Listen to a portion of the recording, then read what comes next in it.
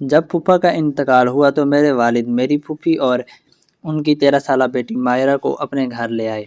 اس دن والد نے دروازے پر کھڑے ہو کر نہایت مضبوط لہجے میں کہا تھا کہ یہ دونوں آج سے اس گھر کی ذمہ داری ہیں، ہمارے سوا ان کا کوئی نہیں ہے۔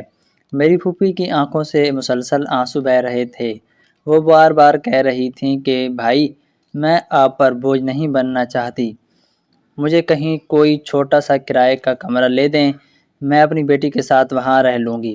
مگر میرے والد نے ان کی بات درمیان میں ہی کاٹ دی اور کہا کہ جب تک میں زندہ ہوں تم اپنے آپ کو اکیلا سمجھنے کی غلطی بھی مت کرنا، یہ گھر جتنا میرا ہے اتنا تمہارا بھی ہے۔ میں اس وقت 19 سال کا تھا۔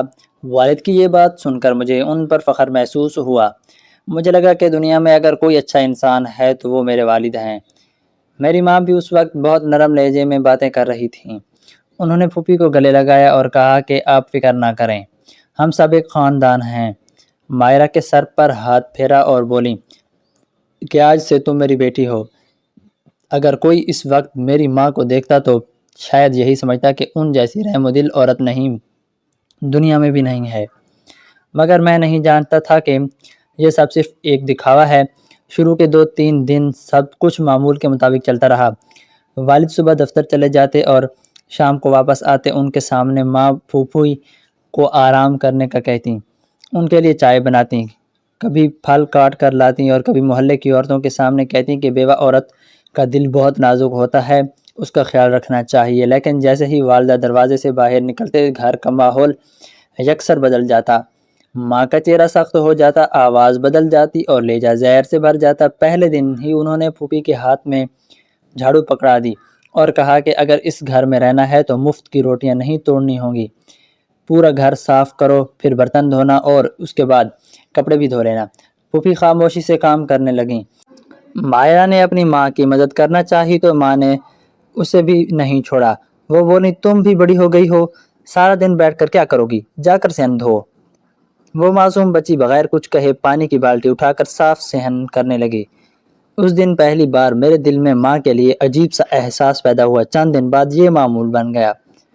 والد کے سامنے پھوپھی مہمان ہوتی اور والد کے جاتے ہی نوکرانی ماں انہیں صبح سے رات تک ایک لمحہ بھی سکون سے نہ بیٹھنے دیتی۔ اگر دال میں نمک کم ہو جاتا تو گھنٹوں تانے دیتی، اگر روٹی ذرا سی ٹیڑھی بن جاتی تو پلیٹ زمین پر پھینک دیتی، اگر مائرہ پڑھنے بیٹھتی تو کتاب بند کروا کر کہتی پہلے کام ختم کرو پھر خواب دیکھنا۔ میں کئی بار ماں کو سمجھانے کی کوشش کرتا مگر وہ مجھے ہی ڈانٹ دیتی۔ وہ کہتی تم ابھی بچے ہو، تمہیں دنیا کا کچھ نہیں پتا، یہ لوگ بہت چالاک ہوتے ہیں، آج اچھے بن رہے ہیں کل یہی گھر پر قبضہ کر لیں گے۔ مجھے ان کی بات کبھی سمجھ نہیں آئی کیونکہ پھوپھی نے کبھی ایک لفظ بھی ایسا نہیں کہا تھا جس سے لگے کہ وہ اس گھر پر حق جتانا چاہتی ہے۔ وہ تو ہر وقت یہی کہتی رہتی تھی کہ جیسے ہی کوئی مناسب کام ملے گا وہ یہاں سے چلی جائیں گی، مگر ماں کو شاید ان کی خاموشی سے بھی نفرت تھی۔ ایک دن میں کالج سے جلدی واپس آیا تو دیکھا مائرہ باورچی خانے میں کھڑی رو رہی تھی۔ میں نے پوچھا کیا ہوا؟ اس نے ڈرتے ڈرتے بتایا کہ صبح سے کچھ نہیں کھایا۔ میں حیران رہ گیا۔ پتہ چلا ماں نے سزا کے طور پر ماں بیٹی دونوں کو کھانا نہیں دیا کیونکہ کپڑے استری کرتے وقت ایک قمیض جل گئی تھی۔ میں فوراً بازار سے کھانا لے آیا۔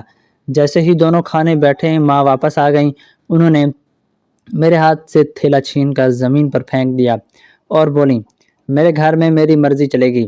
اس دن میں کوئی پہلی بار ماں پر غصہ ہوا مگر والد کی عزت کی خاطر خاموش رہ گیا۔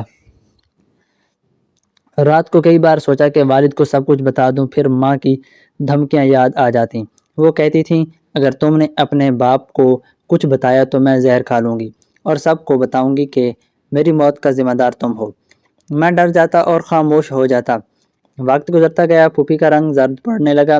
مائرہ پہلے ہنستی کھیلتی بچی تھی مگر اب ہر وقت خاموش رہنے لگی۔ والد کچھ بھی معلوم نہ تھا کیونکہ ان کے سامنے ماں ہر روز ایک نیا ڈرامہ کرتی تھی۔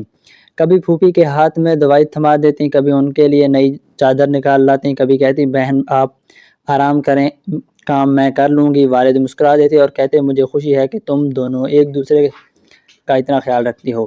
ہر بار میری گردن شرم سے جھک جاتی۔ ایک اتوار کو والد نے کہا کہ اگلے ہفتے سب لوگ مل کر کہیں گھومنے جائیں گے۔ ماہرہ کئی مہینوں بعد پہلی بار خوش ہوئی تھی۔ اس نے اپنے پرانے کپڑے دھو کر رکھ دیے، مگر والد کے دفتر جانے ہی ماں نے وہ کپڑے اٹھا کر کچرے میں پھینک دیے۔ وہ بولیں، تمہیں گھومنے پھرنے کا بہت شوق ہے، پہلے اپنی اوقات دیکھو۔ ماہرہ خاموش ہو کر اندر چلی گئی، لیکن قسمت کو شاید کچھ اور ہی منظور تھا۔ اگلے دن صبح والد معمول کے مطابق دفتر چلے گئے۔ دوپہر کا وقت تھا، والد حسب معمول دفتر جا چکے تھے۔ پھوپھی صحن میں دھلے ہوئے کپڑے سکھا رہی تھیں کہ اتنے میں دروازے پر دستک ہوئی۔ ماہرہ دوڑ کر دروازہ کھولنے گئی تو باہر محلے کی ایک خاتون کھڑی تھیں۔ پھوپھی نے انہیں دیکھا تو فوراً پہچان گئی، وہ شازیہ آیا تھیں جو کبھی ان کے پرانے محلے میں ہمسایہ ہوا کرتی تھیں۔ پھوپھی نے انہیں اندر بلا لیا اور صحن میں بچھی چارپائی پر بٹھا دیا۔ ماہرہ جلدی سے پانی لے آئی۔ شازیہ آپا نے گلاس رکھتے ہوئے کہا کہ بہن، تمہارے شوہر کے انتقال کی خبر سنی تو بہت افسوس ہوا۔ کئی بار آنے کا ارادہ کیا مگر فرصت نہیں ملی۔ آج سوچا خود آ کر تمہارا حال پوچھ لوں۔ یہ سنتے ہی پھوپھی کی آنکھوں نم ہو گئیں۔ انہوں نے دھیمی آواز میں کہا، اللہ کی مرضی ہے، آگے کس کا زور چلتا ہے، اب تو بس اسی بچی کا سہارا ہے۔ شازیہ آپا نے ماہرہ کی طرف دیکھا اور محبت سے اس کے سر پر ہاتھ پھیرتے ہوئے بولیں کہ اللہ سے ہمیشہ خوش رکھے۔ پھر انہوں نے آہستہ سے پوچھا کہ یہاں سب لوگ تمہارا خیال رکھتے ہیں نا؟ پھوپھی نے فوراً مسکرا کر کہا، بھائی میرا بہت خیال رکھتے ہیں، اللہ انہیں سلامت رکھے۔ چند لمحے خاموش رہیں، پھر پھوپھی نے ہچکچاتے ہوئے کہا، اگر کہیں سلائی کا کام ہو یا کسی گھر میں کھانا پکانے کا کام مل جائے تو مجھے ضرور بتا دیجیے گا، میں زیادہ دن بھائی پر بوجھ نہیں رہنا چاہتی۔ شازیہ آپا نے فوراً کہا، اس میں پوچھنے کی کیا بات ہے، میں 2-3 گھروں میں بات کرتی ہوں، تم محنتی عورت ہو، انشاءاللہ کام ضرور مل جائے گا۔ یہ سن کر ماہرہ کے چہرے پر کئی دن بعد ہلکی سی مسکراہٹ آ گئی۔ اسے لگا شاید اب اس کی ماں کو روز روز کسی کی باتیں نہیں سننی پڑیں گی۔ دونوں عورتیں ابھی اسی بارے میں بات کر رہی تھیں کہ باورچی خانے کے دروازے کے پیچھے کھڑی میری ماں ان کی ایک ایک بات خاموشی سے سن رہی تھیں، جبکہ پھوپھی کو اپنی دفاع میں کچھ بولنے ہی نہیں دے رہی تھیں۔ ایسا لگتا تھا برسوں کا زہر آج نکال رہی ہیں۔ میں آگے بڑھتا کہ بچ بچاؤ کرواؤں تو ماں نے مجھے قسم دی کہ آگے مت بڑھنا۔ ہمیشہ ایسا کرتی تھیں، میرا منہ بند کرتی تھیں، مجھے بلیک میل کرتی تھیں۔ بات اتنی بڑی کہ امی نے پھوپھی کے بال پکڑنے کے لیے اور انہیں زور زور سے مارنا شروع کر دیا۔ ماہرہ اپنی ماں کو بچانے کی کوشش کر رہی تھیں مگر میری ماں نے اسے بھی دھکے دے دیا۔ اسی لمحے دروازہ کھلا، والد کسی ضروری فائل کے لیے معمول سے کئی گھنٹے پہلے گھر واپس آ گئے تھے۔ ان کی نظر سیدھی اس منظر پر پڑی، ان کے ہاتھ سے وہ فائل نیچے گر گئی۔ وہ چند لمحے ساکت کھڑے رہے، جیسے انہیں اپنی آنکھوں پر یقین نہیں آ رہا ہو، پھر کانپتی ہوئی آواز میں بولے، یہ کیا ہو رہا ہے؟ ماں نے فوراً جھوٹ بولنے کی کوشش کی مگر والد نے اپنی آنکھوں سے سب کچھ دیکھ چکے تھے۔ ان کا چہرہ سفید پڑ گیا، انہوں نے سینے پر ہاتھ رکھا اور بولے، فریدہ مجھے تم سے یہ امید نہیں تھی۔ وہ ایک قدم آگے بڑھے مگر پھر اچانک زمین پر گر پڑے۔ میں دوڑتا ہوا ان کے پاس پہنچا، پھوپھی اور ماہرہ بھی چیخیں ہوئی ان کے قریب آ گئیں۔ ابا نے میرا ہاتھ پکڑا اور آنکھوں ہی آنکھوں میں پھوپھو کی طرف اشارہ کیا، جیسے ان کی حفاظت کی ضمانت لینا چاہتے ہوں۔ ہم نے ایمبولینس بلانے کی کوشش کی مگر بہت دیر ہو چکی تھی۔ شدید دل کا دورہ پڑنے سے میرے والد موقع پر ہی دنیا سے رخصت ہو گئے۔ گھر میں کوہرام مچ گیا۔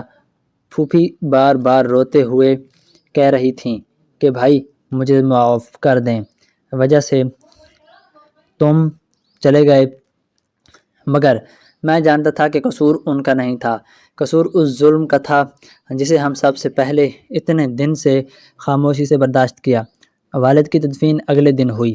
شام تک گھر میں رشتہ دار موجود رہے، سب لوگ والد کی اچھائیوں کا ذکر کرتے رہے، لیکن جیسے ہی آخری مہمان گھر سے گیا میری ماں نے وہ کام کیا جس کا تصور بھی نہیں کر سکتا تھا۔ انہوں نے پھوپھی اور ماہرہ کے تمام کپڑے ایک پرانے تھیلے میں بھرے انہیں دروازے کے باہر پھینکا اور ٹھنڈی آواز میں کہا، میرے شوہر مر چکے ہیں، اب تم دونوں کا اس گھر سے کوئی تعلق نہیں۔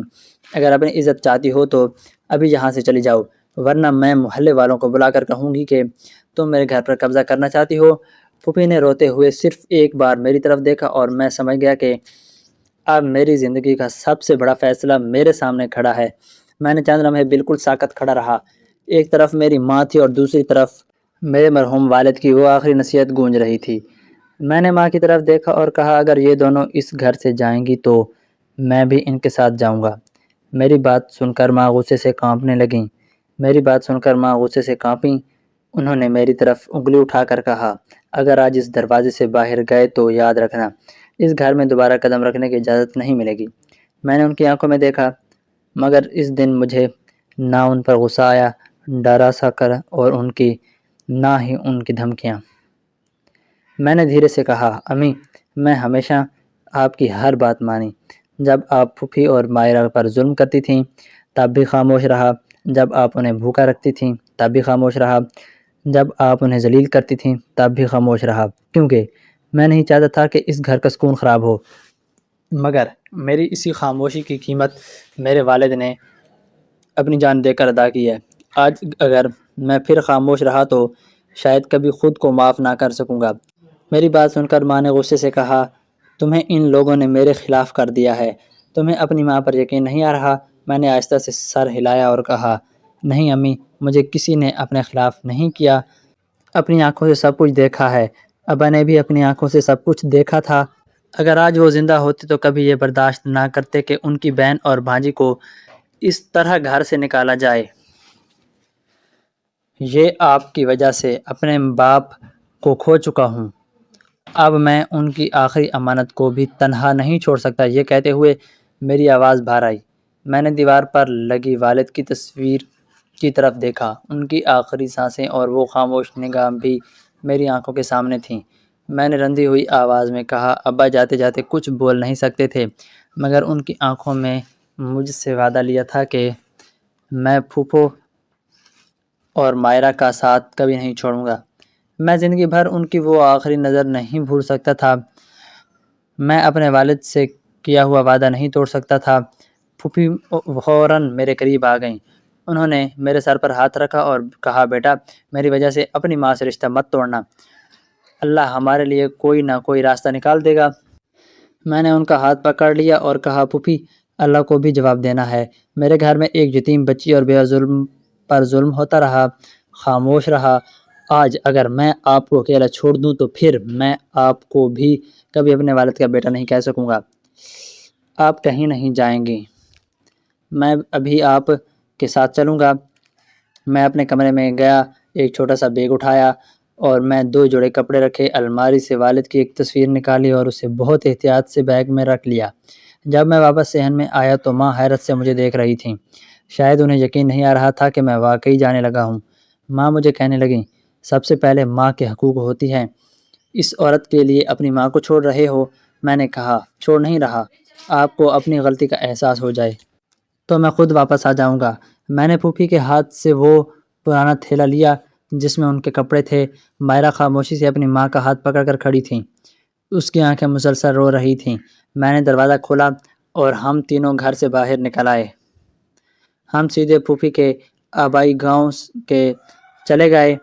ان کا ایک پرانا ٹوٹا ہوا گھر برسوں سے بند پڑا تھا، گھر کی حالت اچھی نہیں تھی مگر وہاں کسی کی بے عزتی نہیں تھی۔ ہم نے مل کر صفائی کی، میں نے شہر میں مزدوری شروع کر دی اور روزانہ گاؤں سے آنا جانا کرنے لگا۔ پھوپھی نے سلائی کا کام سنبھال لیا، مائرہ نے بھی دوبارہ اپنی پڑھائی شروع کر دی۔ زندگی آسان نہیں تھی مگر سکون ضرور تھا۔ ادھر ماں اس بڑے گھر میں اکیلی رہ گئی تھیں۔ پہلے انہیں لگا میں 1-2 دن میں واپس آ جاؤں گا، مگر جب کئی ہفتے گزر گئے اور میں نہ لوٹا تو انہیں اپنی تنہائی کا احساس ہونے لگا۔ گھر کا ہر کونا انہیں والد کی یاد دلاتا تھا۔